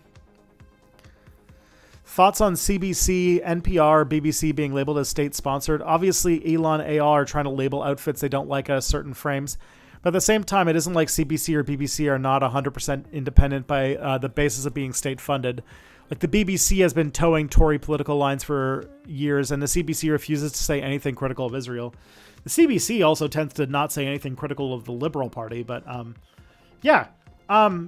it's definitely like what Elon was trying to do there was bullshit, but also like state-funded media is state-funded to like different extents. And it's also important to know that like that isn't necessarily a bad thing. The problem is that everybody seems to think that the only unbiased news media is one that is done by a private for-profit corporation, which obviously is completely bullshit, right? And I do think that state-funded media is very valuable and does a lot of valuable things. So, yeah, it's bullshit. Do you think we're going to get that Captain 7 of 9 show? So, yeah, so after Picard ended, they did, like, the end of Picard very obviously sets up a new show that's been nicknamed Star Trek Legacy that would have Captain 7 of 9 on the Enterprise and everything. Big thing. That'd be great. Obviously, it's a show that I would want because it's just all catnip for 90s Star Trek nostalgia, which is my thing. And it got a petition that has now gotten more signatures than the petition that got Strange New Worlds going, so it could happen. Here's the thing. Here's basically the balance here. It looks like there is a lot of support for it. Picard Season 3 was by far the most popular season of Star Trek since Alex Kurtzman brought it back in 2017. So the new Paramount Plus Star Trek era, Season 3 of Picard was by far the most popular. It's the first Star Trek show to get into the top 10 of streaming numbers. So, huge deal. And there's obviously a huge amount of desire for it. Terry Matalas is like the perfect person to take over for a show like that. So all the pieces are in place. The thing, though, is that to make a show like that, there's a few things that would need to happen. One, they've already torn down because Picard went off the air, they've already taken down all of the sort of set that they've built up and everything that they've built in LA for the show, which means that if they do greenlight a new show, they would have to renegotiate all the contracts with all the actors. They would need to rebuild the sets, and they'd probably rebuild it in like, Calgary or something like that to make it cheaper. And they would need to basically build that whole infrastructure all over again. Meanwhile, Paramount Plus is in a situation where they're doing massive budget cuts, and the only shows they have going are Strange New Worlds, which has a whole, Strange New Worlds and Starfleet Academy, which are both, I think, being filmed in Toronto. Toronto's studio, with Discovery winding down next season, that means that those two shows are basically the entire focus of the Toronto studio. So they would need to, and they're also working on this Section 31 movie. So apparently their plate is very full, and they had a whole plan set out, and basically, can they just jam this Star Trek Legacy show into the program? Maybe. That'd be nice. But, I think it would be really cool. Whether or not it will happen is, I think it's like a chicken. It's basically a game of chicken between this huge surge of popularity for Picard Season 3 and the amount of desire for this new show versus the reality of the budget cuts at Paramount Plus and the logistical capacity for Star Trek right now. Because a TV show is a big bet, and it could be a tough sell, but we'll see.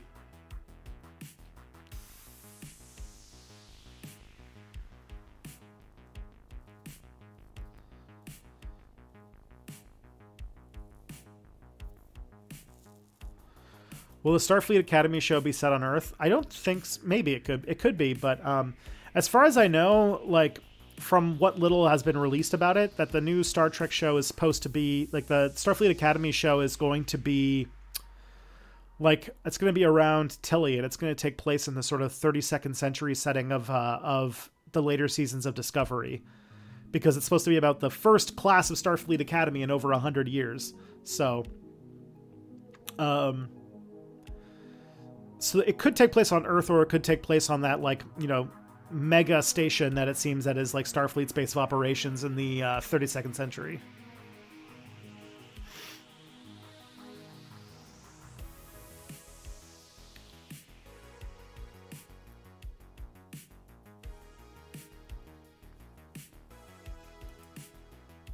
All right. There is a chance that the Writers Guild of America might go on strike next month. Vulture did an article about where the writer blames the last strike in the 2000s for the Trump presidency because the strike kept The Apprentice on the air. Isn't it shitty to blame striking workers for the Trump presidency? Yeah, that's like the levels of like attacking Bernie because so many women work in the like Bernie is sexist because so many women work in the health insurance industry, and therefore by making public health care you're getting rid of all the people who work in the health insurance industry. It's like, oh my god, this is the worst take ever. That was Vice's article and it was awful. But that's all the questions I actually have that are not for Mia, so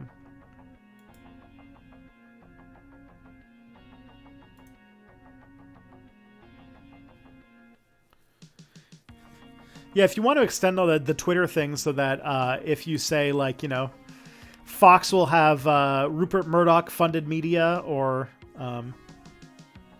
something like that.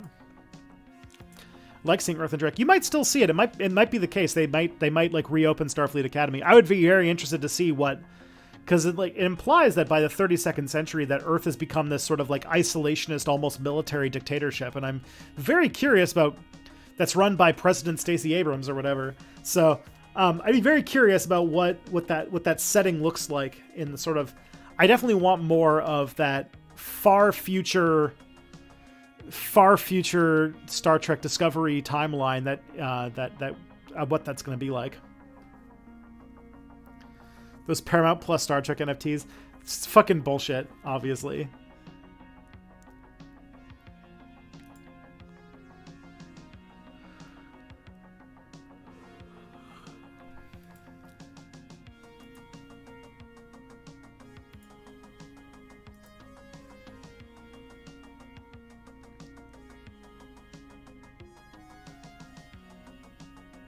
So we got 15 minutes to go. What do we want to talk about?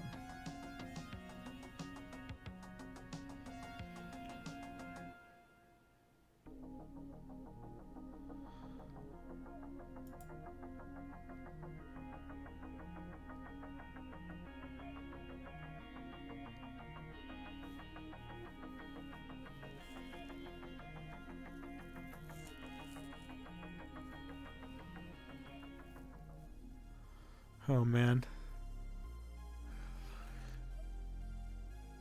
I know that people aren't really following the Wizards of the Coast thing, but the whole Pinkerton thing has been an absolute shit show.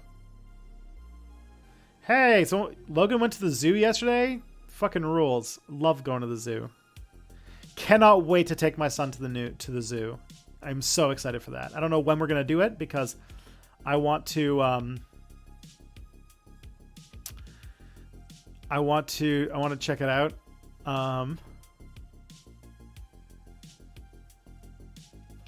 Shield of Tomorrow, the Star Trek TTRPG that was on Geek and Sundry a few years back. That game is called Star Trek Adventures.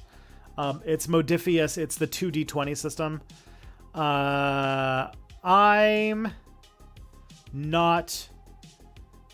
Like, the game that I want to run is going to be in Fate, because I don't really think that you need a super crunchy system for a Star Trek RPG. Take kiddo to the aquariums. Yeah, maybe I'll go to the one in Toronto when he's a little bit older and actually understands what's going on. Geek and Sundry is still around. No, they went out. I think they went belly up a few years back. What's it called? That Star Trek show, like Shield of Tomorrow, was like several years ago. But yeah, basically Geek and Sundry did not survive Critical Role leaving. You know what I wish they'd do when Earth is shown in Star Trek? Show the parts of the planet that are doing badly now being part of the utopia in the future. Like, I want to see 25th century Somalia. That'd be pretty cool.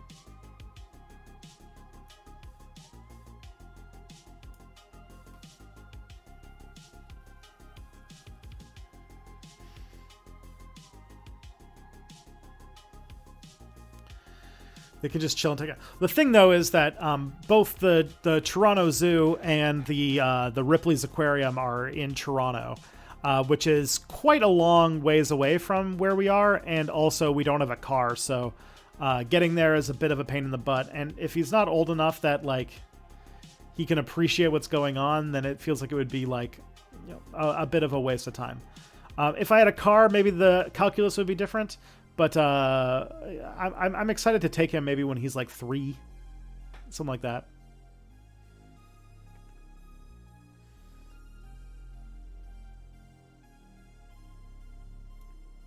Yeah, if you want the story about the Pinkertons thing, so Wizards of the Coast, the company that makes Dungeons and Dragons, but also makes the card game Magic the Gathering, has 2 sets that have very similar names coming out back to back. And Magic the Gathering YouTuber bought a box of booster packs and for the current set, and accidentally got a set for the next set, and made videos of him opening them up, with which apparently he just didn't know that these were like not the set that is out yet. And Wizards of the Coast apparently used that as an opportunity to pay to hire the Pinkertons, the murderers / strikebreakers that are like notorious in American labor history, to go or as I think they're more commonly known as, the villains from Red Dead Redemption, and go and like harass them, and like apparently they like intimidated and threatened him and so the creator and stuff like that, and it's just like, oh my god, just what the hell.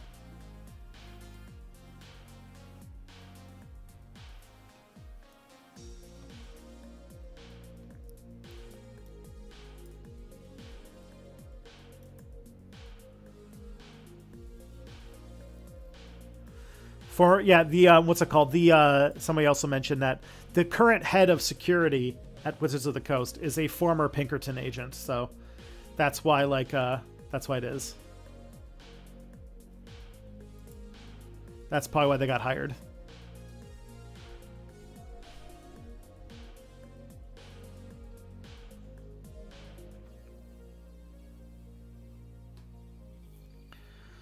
What do they expect to gain? What purpose does that serve?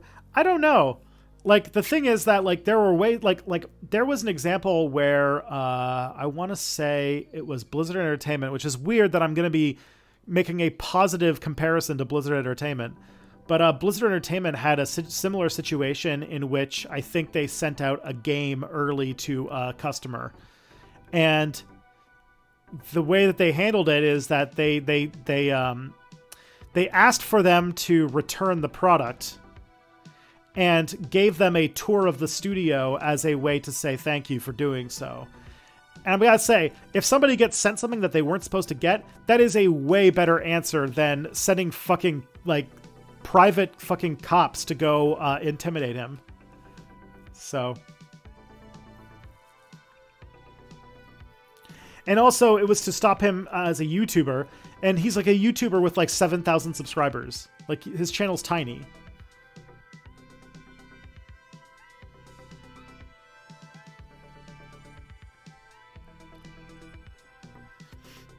It's absolutely wild.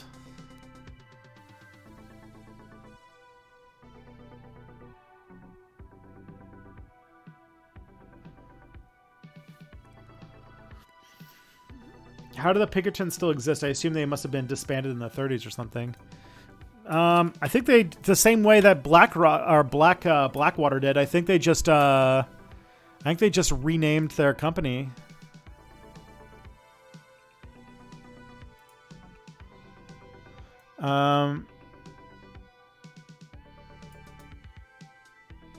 I think anyway.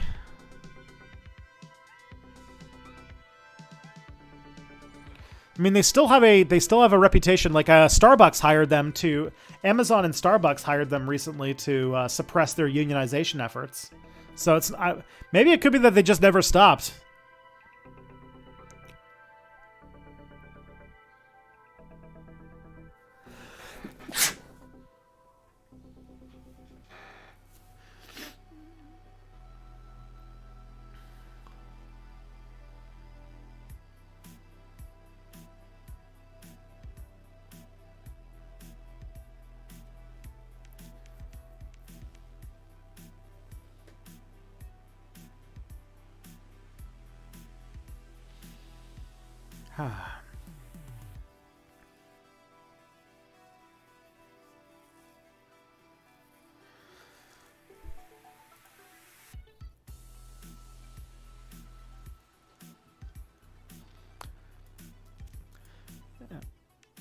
Not to mention also Wizards of the Coast had that horrible what's it called, that creator summit they did a couple weeks ago, where they knew the community was pissed off at them, and in order to get some good press, they invited a bunch of like D&D YouTubers, specifically content creators and no journalists, to this summit, and they like paid for their travel and like gave them a per diem and gave them free food and everything like that.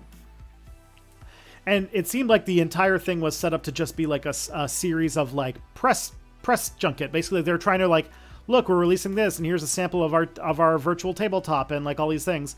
But like the community was there, and they were like asking questions like, hey, what's with all the terrible representation in these things? What's with the fucking racism? What's with like the OGL bullshit? And they were completely blindsided, and they had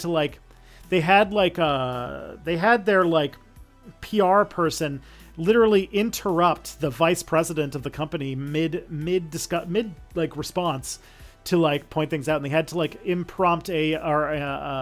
improvise an entire like session to answer these kinds of questions, and it was just not a good look.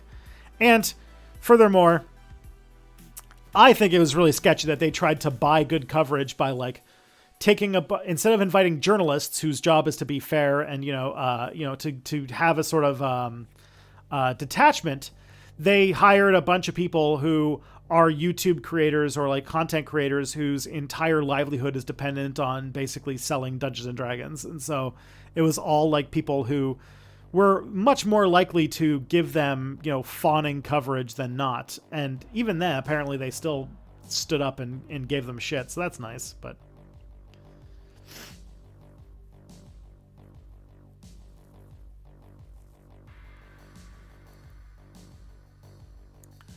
It was wild. It was insane.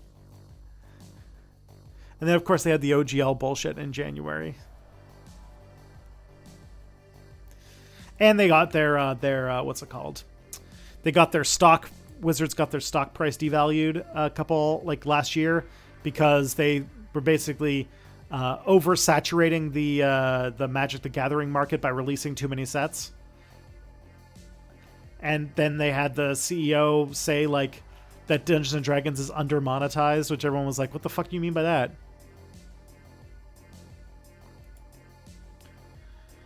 They assumed D&D fans wouldn't be progressive, but they were basically. No, they assumed that they could buy good coverage. They assumed that if they got a bunch of people who make content for, if they take a bunch of people who make Dungeons and Dragons YouTube videos and then pay them for a free trip across the country and give them money and free food and like give them like the VIP treatment, and then show them a bunch of D&D stuff, that they would then in a way that journalists wouldn't, they would just do a bunch of content where they talk about how amazing the new stuff is and get them to not talk about things like the OGL or the sort of representation in the game and things like that. They were counting that money would buy them good coverage, basically.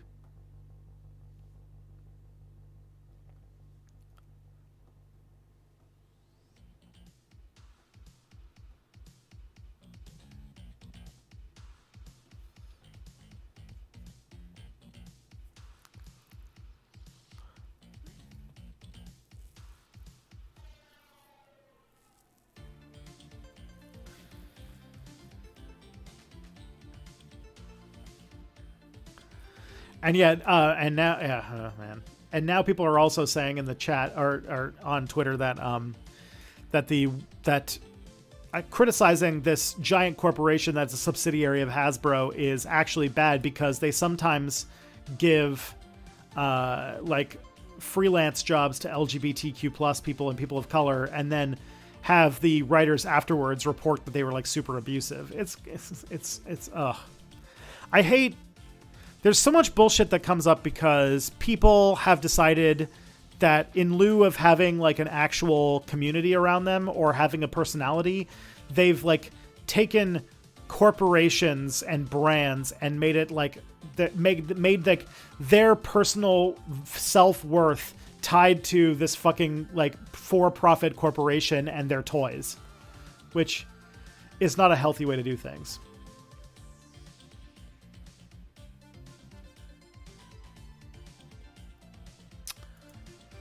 Alrighty, it looks like we are almost at 2 o'clock, so I'm going to find somebody to raid, and then I'm going to wind down the stream, and then we're going to what's it called? I'm gonna release a video.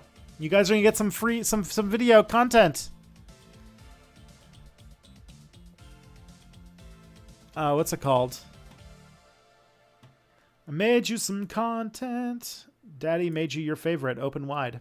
Hey, let's go raid Lumiru. Everyone loves Lumiru.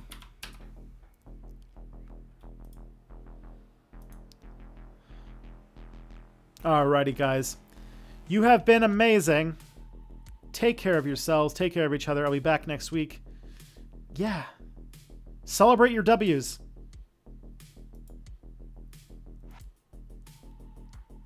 Oops. Did I... 1 second. I gotta redo the raid because I accidentally pushed the wrong button. All right, go!